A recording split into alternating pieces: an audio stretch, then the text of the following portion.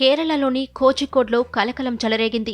కేవలం ₹1 నోటు ఇస్తే విలువైన షూస్ ఉచితంగా ఇస్తామన్న ప్రకటన వేలాది మందిని ఆకర్షించింది. కొత్తగా ప్రారంభమైన ఒక పాదరక్షల దుకాణం ప్రచార ఆర్భాటం కాస్త లాఠీచార్జికి దారితీసింది.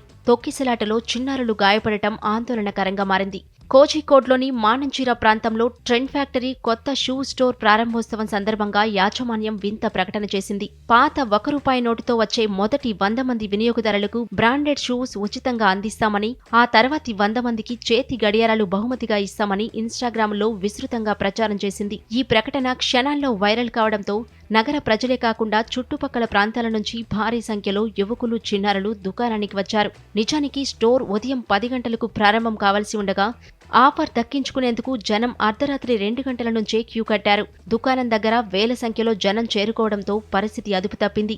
ఒకరినొకరు నెట్టుకోవడంతో ఉద్రిక్తత ఏర్పడింది. పరిస్థితి చేయి దాటిపోతుందని గ్రహించిన షోరూం నిర్వాహకులు పోలీసులకు సమాచారమిచ్చారు. రంగంలోకి దిగిన పోలీసులు గుంపును నియంత్రించేందుకు ప్రయత్నించినప్పటికీ జనం వెనక్కి తగ్గకపోవడంతో లాఠీచార్జీ చేయాల్సి వచ్చింది. ఈ తొక్కిసలాటలో పోలీసుల లాఠీచార్జీలో పలువురు చిన్నారులకు గాయాలయ్యాయి.